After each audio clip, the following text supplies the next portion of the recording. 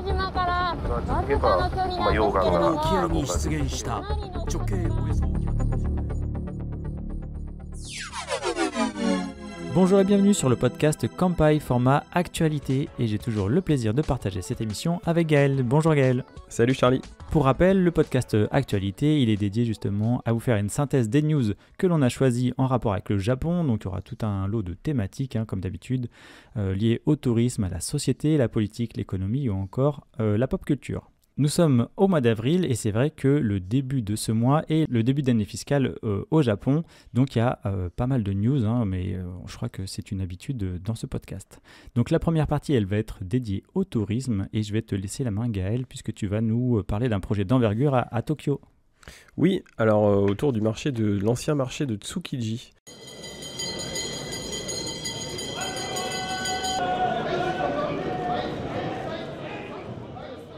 Parce que donc ce marché est encore très connu, c'est vrai qu'on a encore des gens qui nous demandent d'aller visiter le marché de Tsukiji, mais il faut savoir que depuis déjà quelques années, avant même le Covid, ce fameux marché a été déplacé à Toyosu, donc 2 ou 3 kilomètres plus loin. Alors c'est devenu quelque chose d'un petit peu plus aseptisé, mais bon, ça protège aussi les professionnels qui travaillent sur place. On peut toujours aller à Tsukiji bien sûr, mais seulement au marché extérieur, qui est toujours sympa à faire, pour goûter, manger un petit peu des sushis, voilà, faire ses emplettes, c'est toujours sympa, on peut quand même le faire.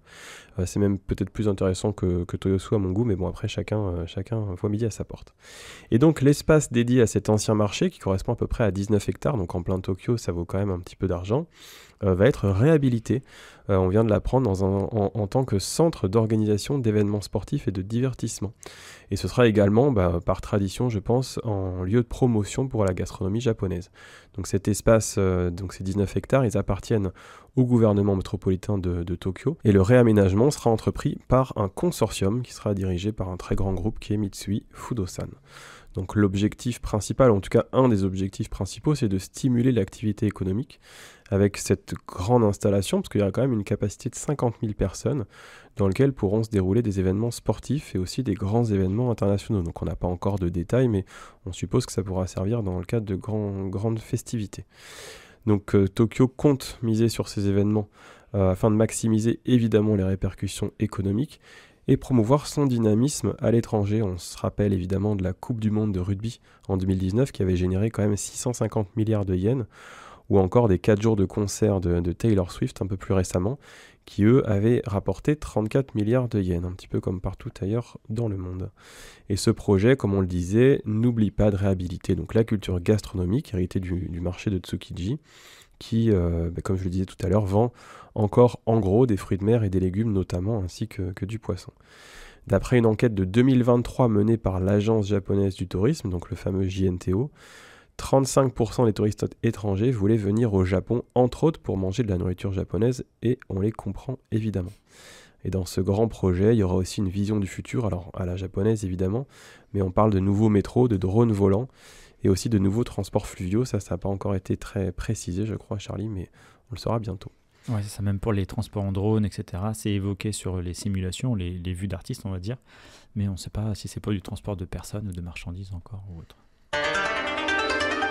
Sans transition, donc on va aller plus vers l'ouest du Japon, au mont Koya. Donc c'est une ville de pèlerinage qui a seulement 3000 habitants, mais qui accueille 1,4 million de touristes, en tout cas l'année dernière, en 2023, c'est le nombre de touristes qu'elle a accueillis.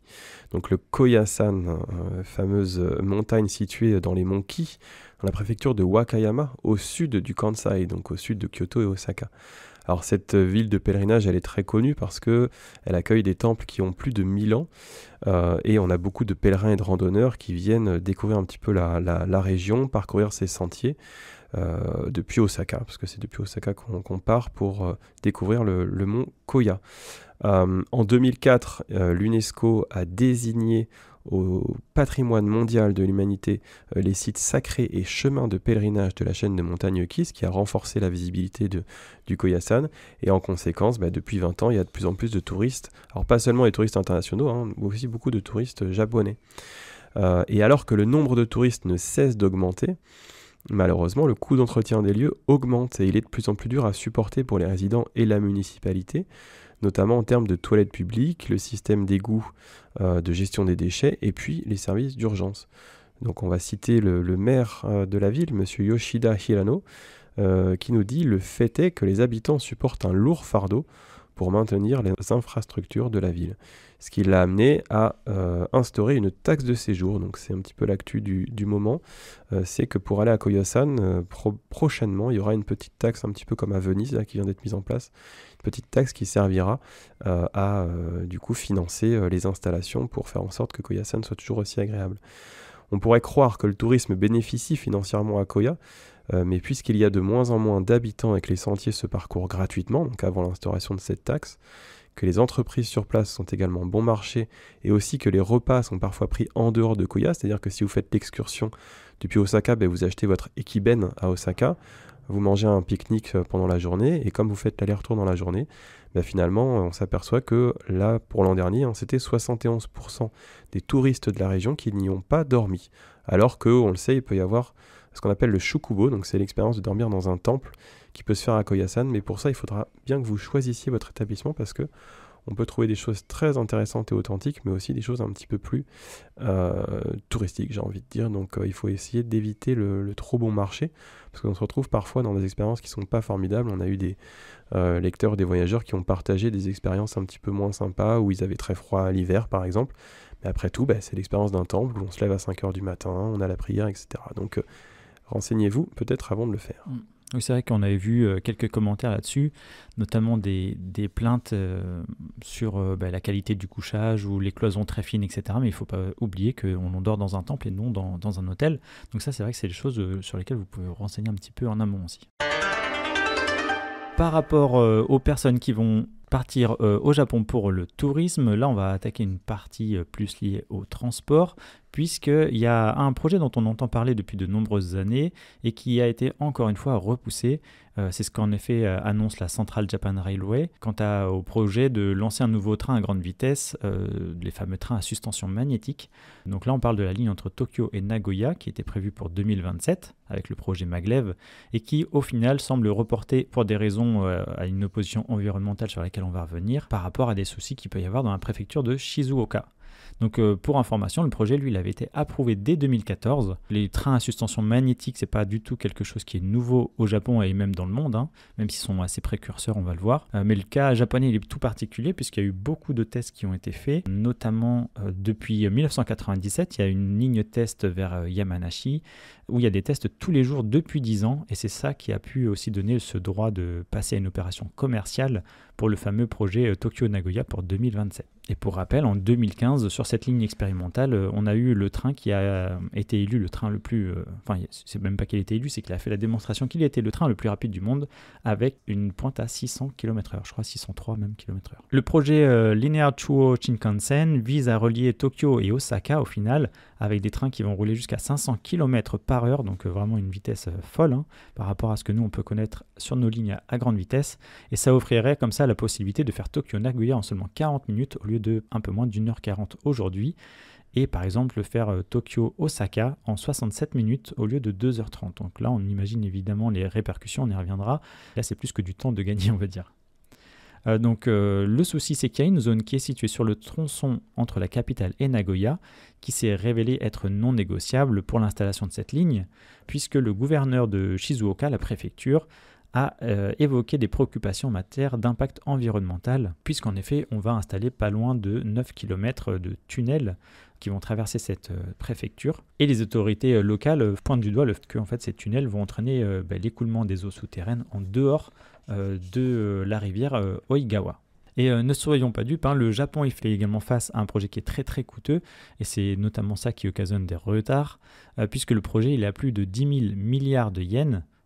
Quand on sait la technologie, l'innovation qu'il a fallu mettre en place et surtout en fait il faut imaginer que ce train-là, donc c'est celui qui est on va dire en lévitation à peu près 10 cm du sol, il doit se déplacer sur des lignes qui vont être le plus droit possible et le plus plate aussi possible, sachant que le Japon c'est énormément de montagnes. Donc pour la construction c'est un coût faramineux et de toute façon pour son fonctionnement c'est une consommation multipliée par 3 en termes d'énergie par rapport au Shinkansen actuel. Donc la JR, elle continue évidemment de motiver les troupes pour son projet, notamment en posant l'argument de créer un axe qui va forcément avoir des retombées économiques, vu la vitesse du transport, et ça permettrait aussi de créer une ligne de secours vitale entre les 3 plus grandes villes du pays, donc en cas d'aléas, de séisme, de tsunami, etc. Donc tous les moyens sont bons pour convaincre les foules. Et pour information, Shinzo Abe, il avait déjà proposé de vendre la technologie aux États-Unis pour relier New York à Washington en 1 heure, et donc c'est un projet dont on entend encore parler. Et puis par rapport à cette technologie-là, aujourd'hui du côté États-Unis, c'est de Elon Musk, le fameux ingénieur dont on entend parler avec son Hyperloop. Ouais, bon là on est en 2024, donc c'est vrai qu'on se doutait bien là, que dans 3 ans ce serait pas prêt. Mais le report, là, il est dans 10 ans. Alors c'est vrai qu'en termes d'application, nous, on pense évidemment au tourisme, où on se dit qu'on va mettre seulement une bonne heure, comme tu le disais, pour faire le trajet au lieu de 2h30. Donc ça, c'est quand même hyper intéressant pour nous en tant que voyageurs. Mais il faut savoir que cette ligne Tokyo-Osaka, elle est hyper fréquentée par des salarymen en fait, qui font l'aller-retour très souvent, que ce soit pour s'ils ont des rendez-vous ponctuels ou alors même de manière hebdomadaire. Je crois que même on a certaines personnes qui habitent dans une ville et qui travaillent dans l'autre. Enfin, c'est un trajet qui est quand même très très très utilisé, donc ça va permettre d'accélérer fortement les déplacements entre les deux plus grands pôles du Japon, quoi. Et tu fais bien d'en parler, puisqu'on va rester justement dans la thématique ferroviaire pour la prochaine news, toujours donc sur le train. Et donc tu nous parlais de cette ligne très empruntée, donc celle de la Tokaido, et par jour c'est plus de 470 trains qui la parcourent, et en règle générale le Shinkansen, c'est une dizaine de lignes de TGV au Japon.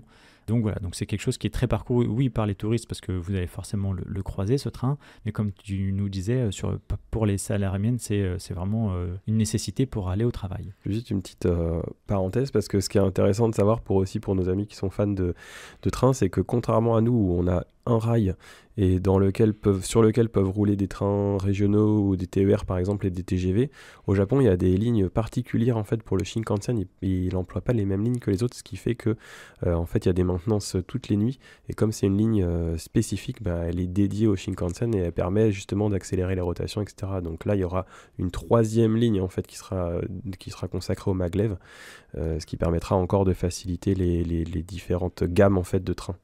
Oui, puis là, c'est plus du tout la même technologie, donc c'est forcément de nouveaux rails, si on peut appeler ça encore des rails. Et donc, on parlait des salarymen, et bien, la JR commence à réfléchir aussi à mettre peut-être à disposition en 2026 de nouveaux wagons où il y aurait seulement 2 salles privées, donc pour pouvoir travailler notamment en visio ou se reposer pour ces hommes d'affaires entre autres. Donc ce sera forcément beaucoup plus onéreux, des salles beaucoup plus grandes qui vont être adaptées à une certaine demande, donc évidemment plus de luxe, donc plus luxueux que la Green Class. Plus d'espace, plus d'intimité, et on pourrait contrôler donc la lumière, le son des annonces, ajuster la température de la salle, etc., avoir une meilleure connexion Wi-Fi. Donc ça, c'est évidemment fait plutôt pour les classes très aisées, ou alors évidemment les salarymen. Alors ça existe déjà, c'est pas exactement pareil, mais il y a une classe sur certains Shinkansen qui est ce qu'on appelle la grande classe, GRAN, notamment pour aller dans le Tohoku. Là, comme tu l'expliques, c'est plutôt des sortes de box en quelque sorte. C'est ça. Voilà. Donc là, on n'a pas de plan encore, mais par contre, ça serait apparemment mis à disposition en 2026. Et je disais par wagon, mais il me semble que c'est plutôt 2 pièces ou 2 cabines comme ça par train plutôt. Après, est-ce qu'on pourra vraiment encore parler du mode écolo de transport en commun? Je ne sais pas. Ou de transport même en commun, je ne sais pas. Mais en tout cas, voilà, c'est des projets qui vont avoir lieu incessamment sous peu. Mais c'est vrai que ça va dans le sens de la montée en gamme en fait, des transports au Japon, et pas que les transports d'ailleurs, mais on voit que les Japonais évidemment adorent leurs trains. Il y a de plus en plus de trains un petit peu luxueux, soit des trains de nuit, soit des trains régionaux, des trains scéniques comme ils appellent.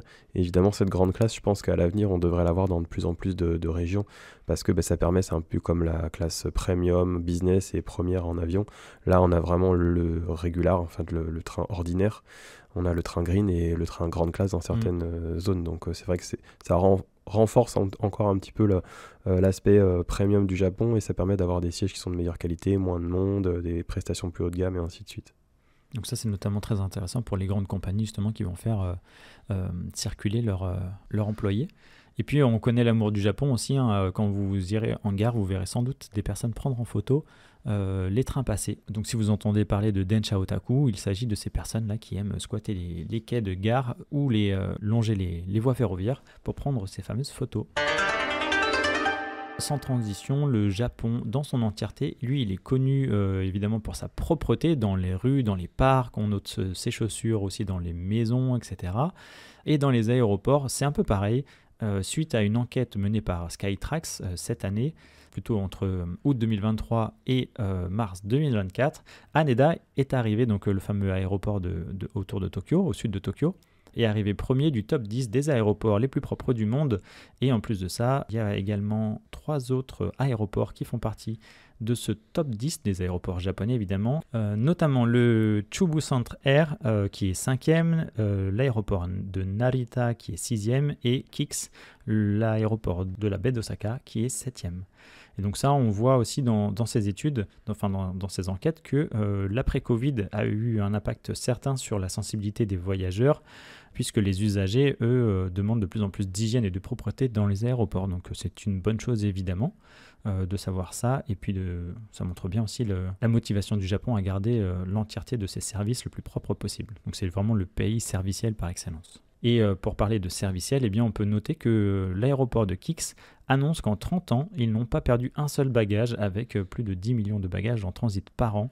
Donc on peut dire que c'est un exploit, hein, parce que ça fait quand même du bagage au centimètre carré. Et donc apparemment, il n'y a pas eu un seul bagage de perdu. Donc si vous avez perdu un bagage à KIX, n'hésitez pas à lever les doigts. Toujours sur le transport, donc ce mois-ci, le 8 avril, Uber Japon a lancé un service de covoiturage. Donc aussi étonnant que ça puisse paraître, il n'y avait pas de service officiel de covoiturage au Japon. Donc c'est un service qui va permettre aux personnes d'utiliser leur véhicule personnel pour proposer des courses payantes. Donc les conditions pour accéder à ce système sont assez simples, donc être titulaire d'un permis, alors un permis standard, ça c'est important de préciser, il n'y a pas besoin de passer un autre permis, utiliser son propre véhicule privé et être quand même sous la direction d'une société fiscale locale, par exemple une compagnie de taxi.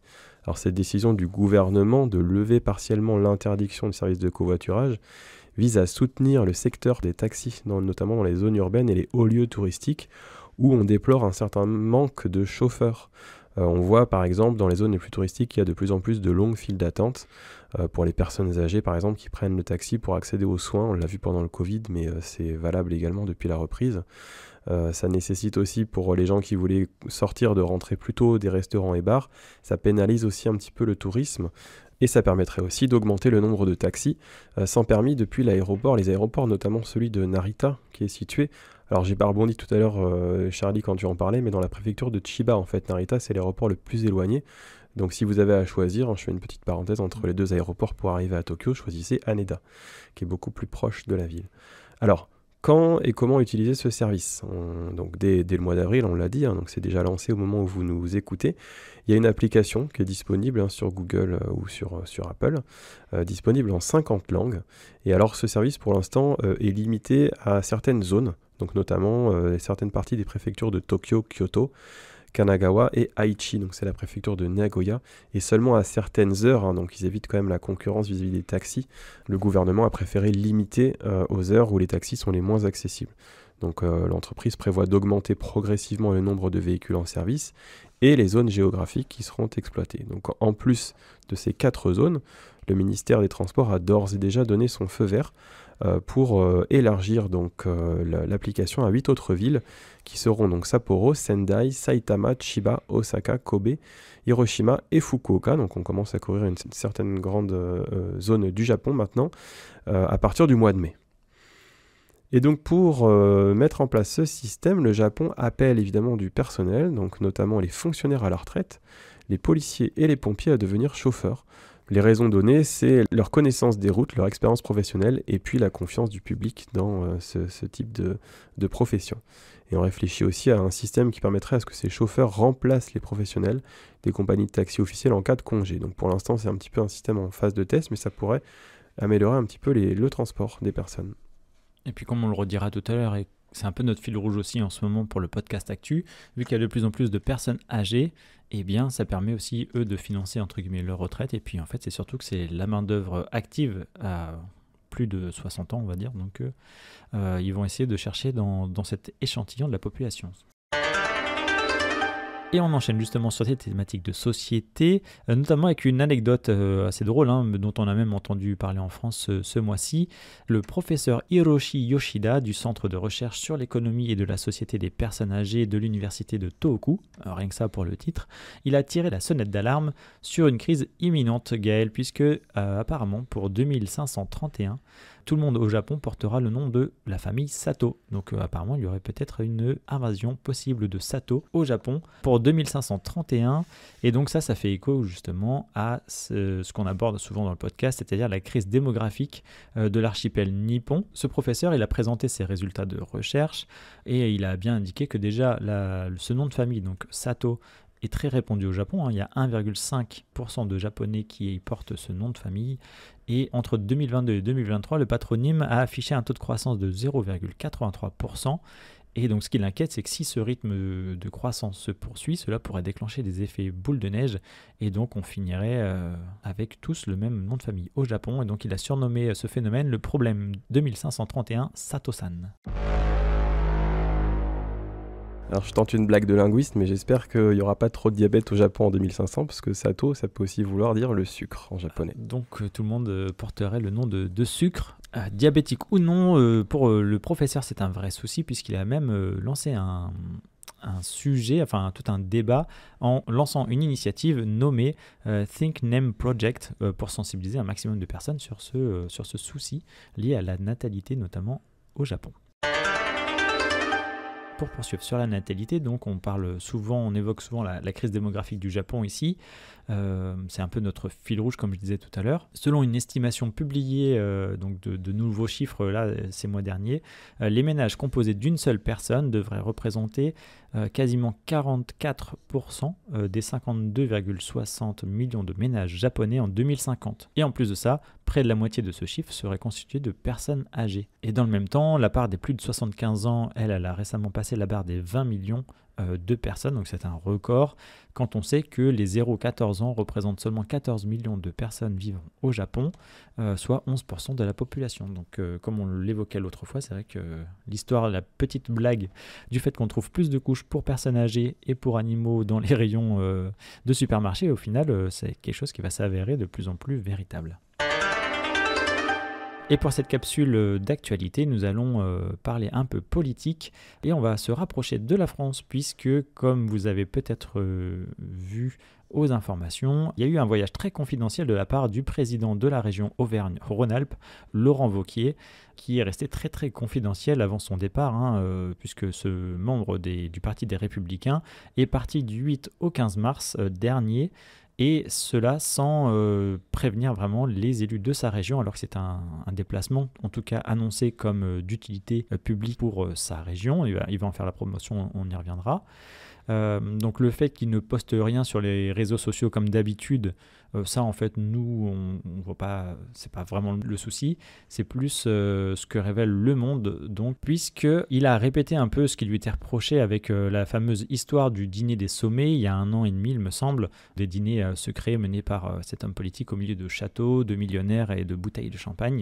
Donc là on reste un peu dans la thématique puisque l'on parle d'un dîner dans l'hôtel Courtyard by Marriott auprès du chef étoilé Christophe Pocco. Donc ce chef étoilé, lui, il a déjà son restaurant, le Lugdunum Bouchon lyonnais basé à Tokyo. Donc c'était un repas en présence de 150 chefs d'entreprise, français et japonais entre autres. Et c'est l'événement lui-même qui semble financé par la région Rhône-Alpes. Donc c'est ce qui pose souci, donc que ce soit de l'argent public français qui finance cette excursion.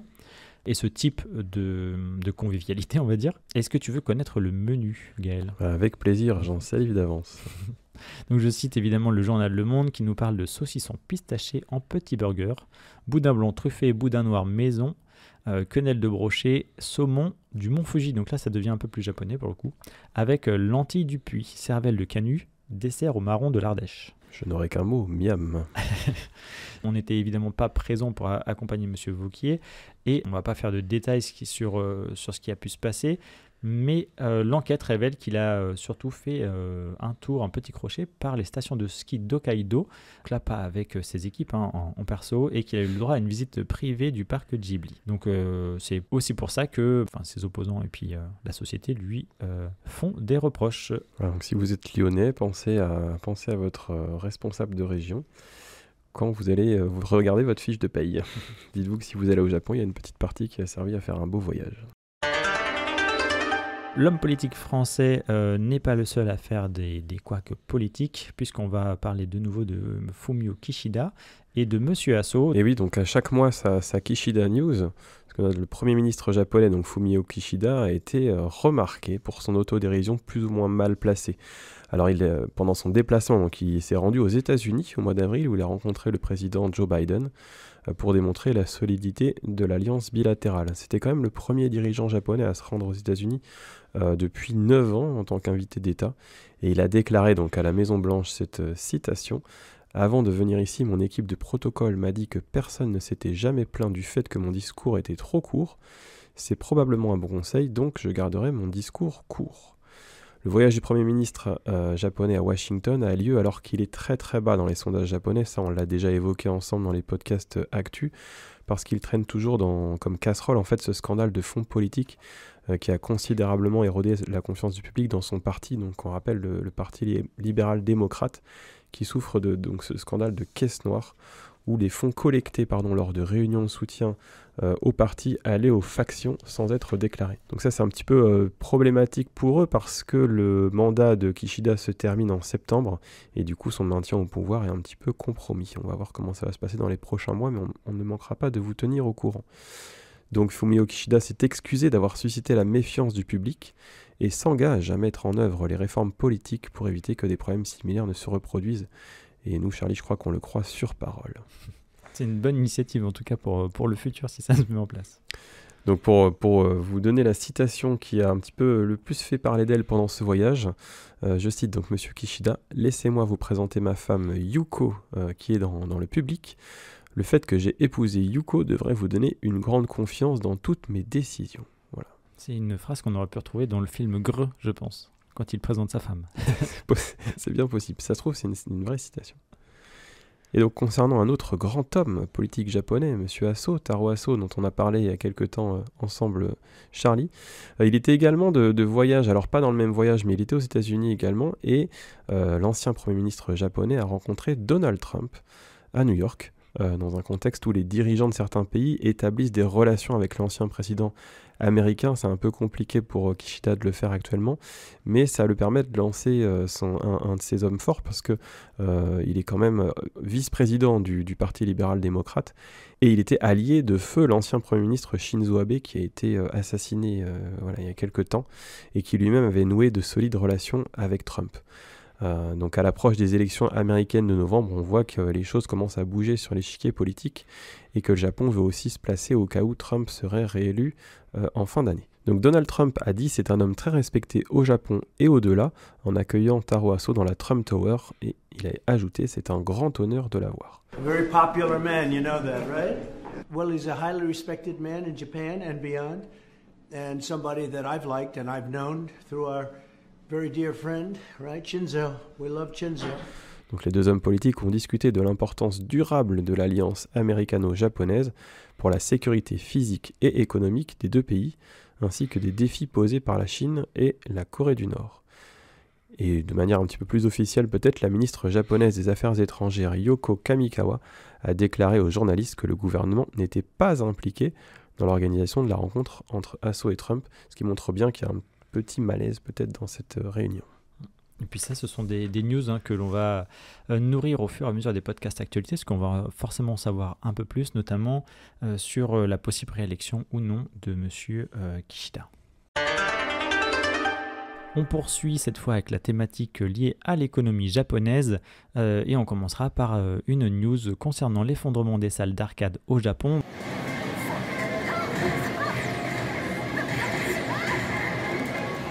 Donc le déclin inexorable de ces salles, c'est vraiment pas quelque chose de nouveau, on en a même déjà parlé. En 2022 déjà, on perdait l'emblématique complexe à l'effigie de Sega. Donc Sega s'est effacé pour laisser place à l'enseigne Gigo. La qualité et la quantité de bornes évoluent vers le moins bien d'après les avis des usagers.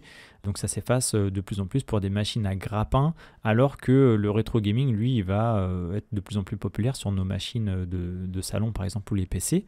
Donc il y a vraiment un franc succès de ce point de vue-là, mais pas pour les bornes d'arcade. Et ce déclin, elle est connue et visible, même si jusque-là, en fait, c'était assez flou parce qu'il n'y avait pas vraiment de statistiques, mais ça, c'était avant le travail du cabinet financier Teikoku Databank. Ça, on a pris l'info chez Gamecult qui a écrit un article en partie sur cette thématique. Le Japon lui aurait perdu près de 8000 salles d'arcade en 10 ans. En 1986, on comptait 26 573 salles apparemment, pour en retrouver en 2019 seulement 4022. Donc on voit que la diminution était drastique. Les salles de jeux spécialisées sont 30% moins nombreuses depuis 2020, donc il y a forcément l'impact du Covid, mais pas que, puisqu'il y a aussi de nouvelles façons d'aborder le jeu vidéo et de le consommer, notamment avec le jeu mobile. Puis de toute façon, exploiter une salle au Japon, il y a forcément le coût de l'électricité qui a augmenté, le change de la monnaie, on le verra, qui n'est pas du tout en la faveur de cette entreprise, la hausse des taxes sur la consommation, etc. Et il faut savoir que si vous mettez une pièce de 100 yens pour votre partie, eh bien le commerçant, en règle générale, lui, ne perçoit en bénéfice que 6 yens. Donc voilà, on voit la perte aussi là-dessus. Pour citer justement l'article de Gamecult, il y a de quoi décourager la vocation et donc on voit difficilement comment ça pourrait aller vers le mieux. Et en petite note de fin par rapport à ce sujet, il y a une annonce d'augmentation qui rentrera en vigueur le 1er mai auprès d'une des plus grandes succursales japonaises dans le domaine, donc qui est Mikado, qui est connue notamment pour organiser et promouvoir le jeu vidéo. Puisque ces machines Mikado vont cesser de prendre les pièces de 50 yens et tout sera au minimum à 100 yens. Donc ça veut dire que si vous aviez l'habitude d'user de jeux à 50 yens, eh bien là ce sera le double au minimum. Ouais, moi ça m'attriste un petit peu parce que j'aime beaucoup aller dans les salles d'arcade quand je vais au Japon. Donc peut-être profitez-en lors de votre prochain voyage parce que on voit qu'il y en a de moins en moins et ça reste quand même quelque chose d'assez sympathique à faire pour 1 heure ou 2. Pas seulement les machines à UFO Catcher, mais aussi quelques salles d'arcade, des jeux de rythme ou d'autres types de jeux. C'est toujours rigolo. Oui, puis n'hésitez pas aussi à vous renseigner peut-être à l'avance pour trouver les bonnes salles justement, parce que vous pouvez tomber dans des complexes où il y a... où c'est assez aseptisé dans le sens, c'est un peu tout le temps les mêmes machines à chaque étage, quel que soit le gigot où vous allez aller par exemple, mais vous avez forcément de bonnes adresses où vous pouvez aussi retrouver des jeux rétro de votre enfance ou même tester évidemment des nouveautés. Donc voilà, vous pouvez aussi vous renseigner en amont sur quelle typologie de jeux il y a dans les bâtiments. En matière d'exportation, on a appris ce mois-ci que le déficit commercial du Japon au cours de l'exercice 2023, donc celui qui vient de s'arrêter au 31 mars, a diminué de près de 70% par rapport à 2022. Donc a priori c'est une bonne nouvelle, mais vous allez voir que c'est pas si simple que ça. Alors ce qui a bien marché, c'est le niveau record des expéditions d'automobiles à destination des États-Unis, qui compense le ralentissement de la demande chinoise. C'est-à-dire que le Japon vend beaucoup de voitures et les exporte aux États-Unis, notamment des Toyota, on l'a vu, et puis un petit peu des Nissan aussi. D'ailleurs Toyota se porte très bien. Historiquement, le Japon tire sa force de ses exportations. C'est d'ailleurs ce qui l'a sauvé après les bombardements atomiques, donc à la fin de la Seconde Guerre mondiale, puisqu'il a fourni la Corée en armement durant la guerre de Corée, à l'époque où elle était fournisseur et base arrière pour les Américains. Donc notamment, on prend l'exemple de mars 2024, où les exportations ont atteint plus de 3,7% et elles ont dépassé les 100 000 milliards de yens pour la première fois. Et les automobiles dont on parlait, donc ces exportations représentent quand même 17% du total des exportations du Japon et elles ont augmenté de plus de 30%. En revanche, les importations, elles, ont chuté de 10,3%. On pense notamment au charbon, au gaz naturel liquéfié et au pétrole brut. Mais attention à l'illusion, comme on le disait, parce que ces chiffres sont valorisés par le contexte de yens très faibles, dont je vais parler juste un petit peu après. Et même si ces exportations augmentent en pourcentage, elles baissent en volume, elles ne cessent de diminuer. Et les exportateurs restent inquiets parce que la monnaie se trouve actuellement à des niveaux historiquement bas. Ce qui est intéressant de noter, c'est que le Japon dépend fortement des importations d'énergie et de la hausse des prix du pétrole, qui est soumis aux tensions au Moyen-Orient, et tout cela fait augmenter les coûts. Donc le yen très faible, justement, comme tu le disais tout à l'heure, Charlie, c'est aussi un petit peu notre fil rouge. Ça, on va vous en parler, je pense, tout au long de l'année. Le 26 avril, donc jour où on enregistre, le yen est à 168 yens pour 1 euro. Alors je ne sais pas si vous vous rendez compte, mais c'est vraiment un niveau quasiment jamais vu. En tout cas, c'est le cas pour la parité avec le dollar, parce qu'avec 1 dollar, on obtient 153 yens, qui est le plus bas niveau en 34 ans. Et le ministre des Finances, Shunichi Suzuki, a déclaré que les mouvements de la monnaie devraient être stables. Alors c'est beaucoup de palabres, hein, je cite, « Nous prendrons les mesures appropriées contre une volatilité excessive sans exclure toutes les options ». Donc ça c'est une façon très japonaise de dire « il faudrait qu'on fasse quelque chose mais pour l'instant pas trop ». Là quand on prépare ce podcast tout au long du mois avec Charlie, on met dans notre petit listing des articles intéressants et quasiment tous les jours on voit qu'il y a une annonce faite par le ministre des Finances ou de l'économie ou voilà du Japon qui dit qu'il faudrait quand même peut-être qu'il fasse quelque chose, mais bon, pas trop vite quand même. Alors pour rappel, donc la Banque du Japon a relevé le mois dernier ses taux d'intérêt pour la première fois en 17 ans, mais ça n'a pas suffi à stopper l'affaiblissement du yen qui a continué à baisser en fait par rapport à l'euro et au dollar. Donc les deux effets principaux, c'est que ça augmente les revenus à l'étranger, comme on le disait à l'instant, des exportateurs japonais en yens, mais cela augmente considérablement dans le même temps le coût des importations, ce qui porte un coup dur au Japon qui manque de ressources. Donc ce qu'il faut retenir, je pense, de cette news, c'est que si vous allez au Japon au cours de l'année 2024 ou même début 2025, si vous avez fait vos réservations, il est vraiment, vraiment temps d'acheter vos yens. Là j'essaye d'insister beaucoup là-dessus, mais ce sont des niveaux qui ont été très rarement vus. Je veux dire, Kampai il y a 24 ans, et moi de mémoire j'avais dans les 170-171 yens, je vais pas dire de bêtises, mais en termes de niveaux les plus faibles, et on a déjà été autour de 110 à 120 yens pour 1 euro, ce qui veut dire que mécaniquement, quand vous achetez du yen aujourd'hui avec vos euros, vous avez quasiment 50% d'argent en plus, c'est assez fou. Mais si vous prévoyez de partir au Japon, donc je le répète, dans les 3, 6, 9 mois ou 1 an, achetez vos yens maintenant, vous ne perdrez pas d'argent, c'est sûr. Donc pour vous accompagner, on a un article sur Kampai qui s'appelle « Changer vos euros en yens au meilleur prix », où on vous explique un petit peu tout ça, comment ça marche. Et si vous souhaitez commander, on a également des partenaires de confiance qui vous permettront de commander vos yens à pas cher. Oui, puis ça a des répercussions, et en anecdote, on pourrait dire par exemple que la chaîne de restaurants Tokyo Keizai se porte très bien à l'étranger. Elle connaît évidemment son succès, notamment en Chine, mais au Japon, pour elle, c'est difficile de faire des bilans positifs financièrement, puisque les coûts augmentent de trop. Donc en fait, même une société japonaise peut très bien se porter à l'extérieur, et au final, en interne, ça va être compliqué pour pas mal de franchises de poursuivre les succès d'antan, on va dire. Quasiment à chaque podcast actualité, on vous parle de Hayao Miyazaki dans notre catégorie pop culture. Eh bien, on va de nouveau vous en parler, puisque le studio Ghibli a eu la Palme d'Or d'honneur à Cannes lors du 77e Festival de Cannes en mai. Donc on le sait à l'avance évidemment, ça a été annoncé par les organisateurs le 17 avril. Donc c'est ce festival qui a choisi pour la première fois de décerner cette palme d'honneur collective à un studio. Donc cette distinction, elle est remise hors compétition à ceux qui ont fourni une œuvre remarquable.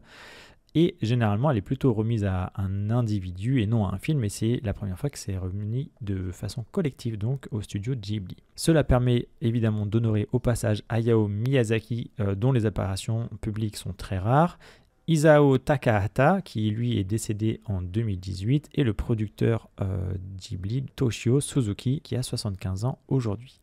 L'autre palme d'or d'honneur, elle sera décernée à George Lucas pour son œuvre notamment autour de Star Wars et Indiana Jones par exemple.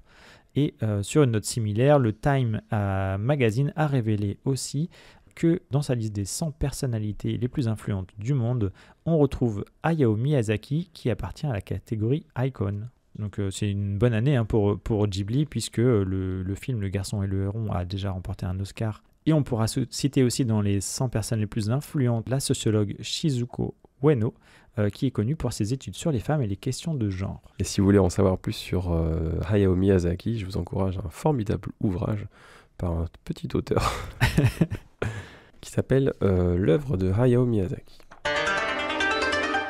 On voulait également vous parler, alors un peu plus rapidement, donc en termes de pop culture, d'une série et d'un film en fait qui sont apparus ces dernières semaines pour l'une, et puis hier au moment où on enregistre pour l'autre, donc la série Shogun et puis le film City Hunter. On a eu la chance de pouvoir voir ces deux œuvres. Alors je vais vous en parler très rapidement parce que là vraiment c'est sans filet. Donc Shogun, c'est une dizaine d'épisodes pour une mini-série qui a été diffusée sur Disney+.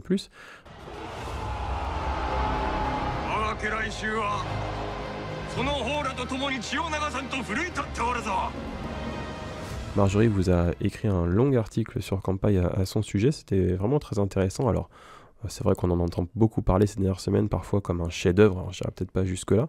Maintenant, c'est vrai que ça se regarde très très bien. Je sais pas si tu as eu l'occasion de commencer. Non, pas encore, ouais. Mais je te le recommande. Donc, c'est sur Disney+. Ça permet donc de s'approcher un petit peu de l'histoire du Japon. Alors, c'est un petit peu romancé parce que c'est tiré d'un roman, mais l'histoire du Japon dans les années 1600 avec l'arrivée d'un occidental pendant la guerre entre Tokugawa et du coup pour remporter le shogunat. Du coup, c'est assez intéressant, c'est très très bien produit, les décors sont très beaux, les costumes également, et puis ça se regarde bien, donc en tout cas je vous le recommande. Alors, il y a eu un petit débat au sein de l'équipe d'ailleurs, parce que certaines personnes de l'équipe ont été surprises qu'on entende beaucoup prononcer Osaka dans la série, alors que comme vous le savez évidemment, puisque vous êtes lecteur de Kanpai, on prononce Osaka. Ma petite pièce là-dessus alors c'est pareil, sans vérification préalable, mais je pense que le kanji de Saka, donc la colline, peut se prononcer Zaka quand il y a un affaiblissement, peut-être quand il est associé. Et puis on voit aussi que au lieu de parler de Nippon, donc, ou de Nihon, le Japon, il parle de Hinomoto. Donc voilà, encore une fois, je vous dis ça, peut-être que je vais faire hurler les linguistes et les historiens, mais ça nous a amusé d'entendre Osaka pendant la série. Deuxième média dont je voulais vous parler, c'était City Hunter qui, donc, comme on le disait, a été diffusé sur Netflix depuis le 25 avril, donc depuis jeudi dernier, si vous nous écoutez à la sortie de ce podcast. C'est un film donc, japonais, produit par Netflix, qui reprend un petit peu les débuts de l'œuvre City Hunter. Donc, rappelons-le, c'est Nicky Larson.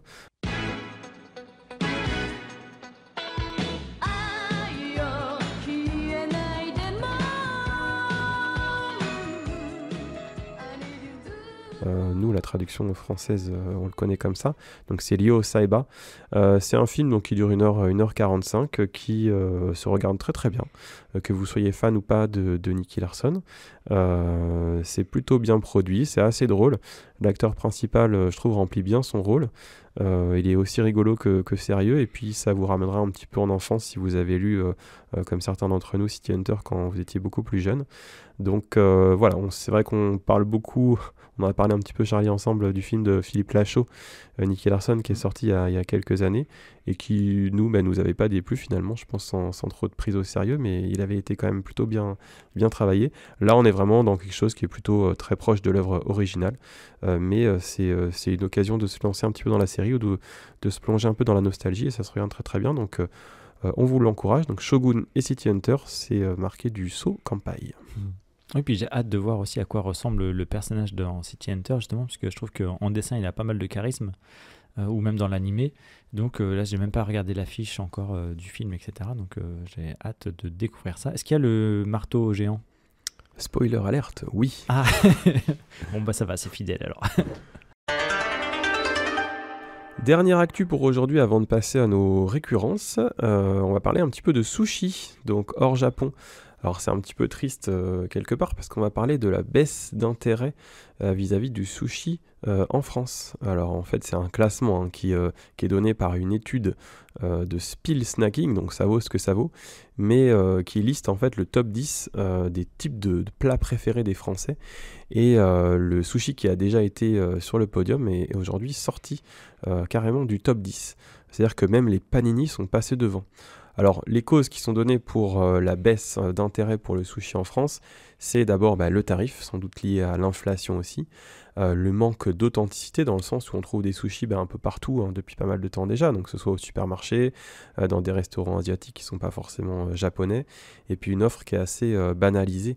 Donc c'est vrai que l'univers du sushi authentique n'est pas forcément respecté dans ce qu'on trouve aujourd'hui en Occident en général. Ça avait commencé avec les Californiens, et puis c'est vrai que maintenant on trouve un peu du sushi à tout et n'importe quoi, même du sushi au Nutella. Donc c'est vrai que là, ça fait un petit peu perdre de l'authenticité au sushi. Donc on le rappelle, les sushis, ça inclut les sushis avec le poisson sur le riz, donc qu'on appelle les nigiri, les maki, et puis aussi les sashimi, qui sont les tranches de poisson cru. Et dans le même temps, donc on voit qu'il y a d'autres types de nourriture asiatique qui gagnent du terrain, notamment la nourriture thaï, la gastronomie thaï, la gastronomie chinoise aussi, les soupes, les bao, etc. Donc ça, tu connaîtras mieux que moi, Charlie. Et pour rester quand même en territoire nippon, on citera les ramen et les udon, qui quand même ont gagné en succès dans la métropole. Et pour vous donner quand même le podium, donc le top 3 des nourritures préférées des Français, top 1, on a la pizza, ensuite le burger et ensuite le kebab, donc avec un petit peu moins de poisson. On est bien parti pour une population qui va aller de mieux en mieux avec ça. Vive la santé.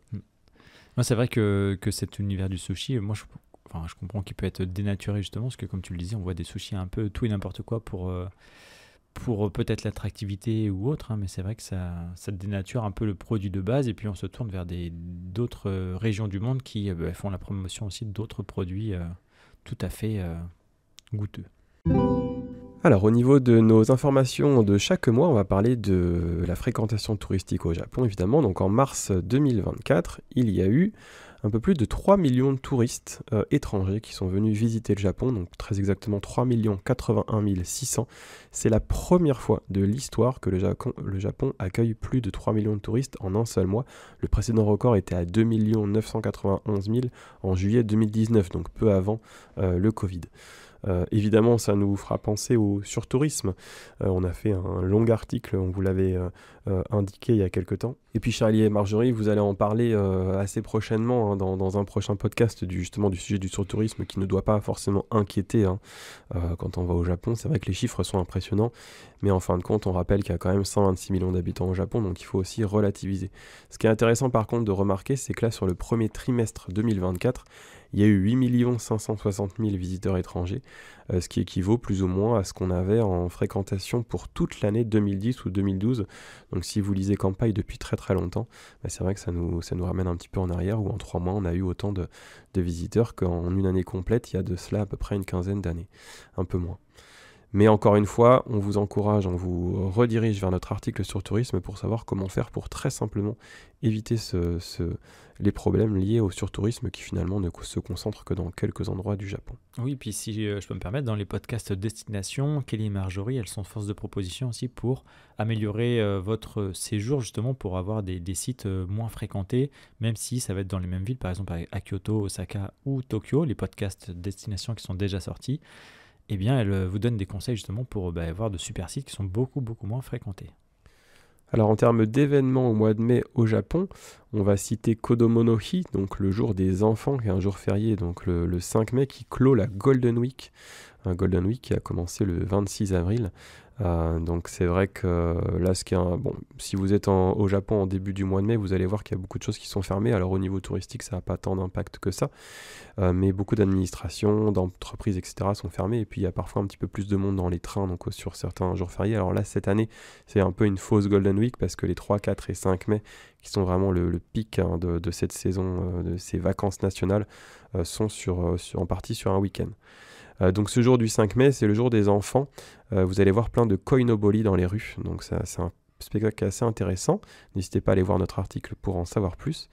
Également, on recommande à Kyoto, le 15 mai, peut-être d'assister à Aoi Matsuri. Donc c'est un très très grand festival de la ville de Kyoto. Alors c'est très historique, donc ça ne plaira pas à tout le monde et ça bloque aussi beaucoup la ville. Donc si ça vous intéresse, profitez-en, même si on est parfois un peu loin des processions. Et si vraiment ça vous laisse de marbre, eh bien profitez-en pour aller ailleurs qu'à Kyoto le 15 mai. Par exemple, à Tokyo, donc quelques jours plus tard, du 17 au 19 mai, on a le festival Sanja Matsuri à Asakusa, donc qui est vraiment très très sympa pour l'avoir fait il y a quelques années. Je vous le recommande parce que c'était vraiment, vraiment intéressant. Et vous avez aussi un festival des bateaux ce même jour, hein, le 19 mai, à Arashiyama à Kyoto, qui s'appelle Mifune Matsuri. Donc il y a une procession en fait sur la rivière d'Arashiyama, donc ça c'est assez agréable. En matière d'articles que nous avons publiés sur Kampai, donc en début du mois, nous nous sommes arrêtés au cimetière de Yanaka, donc, ce qui est un spot assez connu pour les sakuras, donc les cerisiers en fleurs à Tokyo, sakuras qui sont désormais terminés, hein, bien sûr. Ensuite, on n'est pas allé très très loin, en fait on était à Nezujinja, au Bunkyo Tsutsuji Matsuri, qui est le festival des azalées, donc qui est juste après les cerisiers. On s'est ensuite dirigé du côté de Kyoto, où on a découvert le salon de thé Gion Tokuya, dans le quartier de Hanamikoji. Vous pouvez déguster du bon thé au matcha avec des mochi. On vous a publié une fiche complète sur la préfecture de Hyogo, dans le Kansai, donc qui recouvre notamment Himeji, Kobe, voilà, et d'autres points d'intérêt. Après, on est revenu à Tokyo en vous présentant le Tsukiji Honganji, donc c'est un temple avec une architecture qui est assez insolite. Puis en restant dans la capitale, on vous a présenté le quartier de Hibiya, qui est assez culturel et chic, en plein centre de Tokyo. Avant-dernier article du mois, c'était Shogun, donc, dont on parlait tout à l'heure, où Marjorie vous a écrit donc, un très long article sur cette série, à la fois notre avis rapidement, et puis pas mal de contexte historique, donc qui est très intéressant si vous avez regardé la série. L'article vous en apprendra beaucoup plus. Et enfin, on a clôturé le mois en vous parlant d'une auberge dans laquelle on a été invité il y a quelques temps, l'auberge Homachi Mikuni Minato, où on a été vraiment servi comme des rois. Et au mois de mai, on va vous présenter de nouvelles destinations, évidemment. Alors, je vous l'ai dit en vrac parce que le planning peut encore changer, mais ce qui est au programme pour l'instant, ce sont les gorges de Kakusenke, la résidence Nagase, le quartier de Yurakucho, le Hall Yuji, et puis le Design Festa Gallery. Et si on a le temps de le terminer, on vous proposera un article sur le voyage durable au Japon, mais ça, je ne vais rien vous promettre parce que ça nous demande beaucoup de travail. Oui, c'est quelque chose qui demande beaucoup de travail, qui n'est pas si simple à mettre en place selon l'actualité au Japon. Puis nous, il faut aussi qu'on puisse avoir les bonnes infos. C'est sûr que c'est quelque chose qu'on aimerait aussi vous promouvoir et vous aider à profiter justement de ce type de voyage au Japon. On sait que c'est possible, mais après, il faut aussi que du côté japonais, on puisse vous accompagner au mieux là-dessus. Concernant les podcasts que nous avons diffusés sur les réseaux le mois passé, donc au mois de mars, donc on a évidemment fait en début de mois un podcast actualité. Vous avez également de quoi écouter le 12e podcast voyage que l'on a enregistré avec Marjorie qui concerne la gestion de vos bagages au Japon, notamment avec le service Takyubin. Et on fait un petit encart aussi sur les prises électriques au Japon, vu qu'on sait que ça plaît beaucoup. On a décidé d'en parler. Et toi, Gaël, tu as fait une interview de Zoé Jegu, qui est koyomiste, donc qui nous parle des 72 saisons au Japon. Et enfin, comme je vous le disais tout à l'heure, on a fait également le 3e podcast Destination, donc un gros pavé également, qui va vous aider à aussi organiser au mieux votre séjour si vous passez par Osaka. Donc c'est la destination qui nous occupe le long de ce podcast, que l'on a enregistré avec Kelly et Marjorie. Je crois que tu as mal prononcé Osaka, Charlie. J'ai dit Osaka ? Non, c'est moi, je t'ai fait par rapport à Shogun. Donc ça, c'était si vous n'aviez pas déjà écouté les podcasts du mois passé. Et pour ce mois-là, eh bien, le 7 mai, on vous proposera avec Marjorie un podcast voyage dédié à la question suivante. Pourquoi le Japon est-il si attirant ? Le 15 mai, tu feras une interview de Naoko, qui a une entreprise à Saint-Nazaire qui s'appelle Ima Japon. Naoko, elle propose de faire voyager au Japon à travers les assiettes. Donc ça va être le titre du podcast, je pense. En fait, elle a, alors, entre autres activités, mais son activité principale, c'est d'importer des produits japonais et de faire découvrir la variété des produits japonais selon leur région. Par exemple, la soupe miso, le riz, etc. Donc elle va nous en parler, on a déjà enregistré, c'était assez intéressant. Dommage que ce soit que du son, parce que ça donne envie de voir un peu à quoi ça ressemble. Et le 22 mai, le podcast Destination, on va changer un petit peu, puisque l'on va vous proposer une destination plus localisée, dans le sens où on parlera du musée Ghibli et de son parc, donc deux destinations phares, souvent des voyages pour les amoureux du Japon, et d'Hayao Miyazaki. Ça, on va y dédier toute une capsule le 22 mai, pour finir avec le 29 mai en podcast actualité tous les deux, Gaël. Alors comme chaque mois, on va remercier les lectrices et les lecteurs qui nous ont commandé sur Campai notre pack soutien. Donc pour rappel, ce sont l'ensemble de nos livres. Là, on a sous les yeux nos 4 livres de voyage au Japon, donc pour bien préparer son voyage, visiter sur place, les itinéraires, et puis également le tome 4 qui sortit récemment sur Tokyo. Donc on remercie ces 9 lectrices et lecteurs suivantes qui nous ont commandé les packs soutien. Yves, Thomas, Louise, Eric, Nolwenn, Médéric, Aïcha, Christiane et Jean-Loïc. Donc pour les commander vous aussi, soit le pack soutien ou soit des tomes individuellement, vous allez sur Campai dans la partie boutique. Et donc c'est l'heure de conclure ce podcast Actualité. Gaël, donc on vous a sélectionné tout un tas de news pour ce mois d'avril.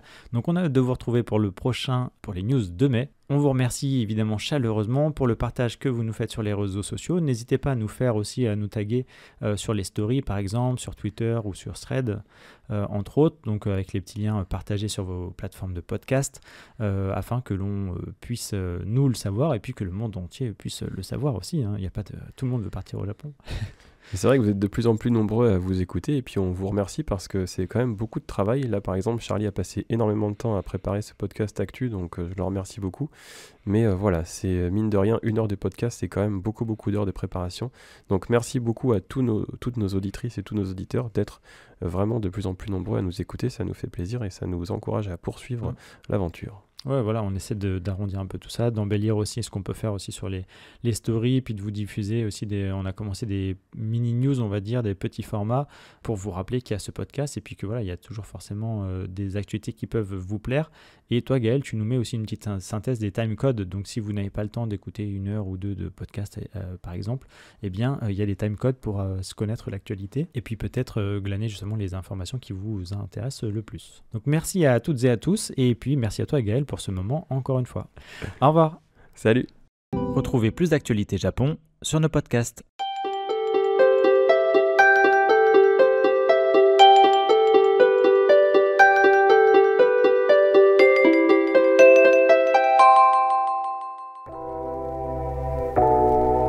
Merci d'avoir écouté cet épisode du podcast Kampai. Nous espérons qu'il vous a plu et que vous en avez appris plus sur le Japon. N'oubliez pas de vous abonner sur votre plateforme de podcast préférée, de nous noter 5 étoiles si vous le souhaitez, et on vous dit à bientôt pour le prochain épisode.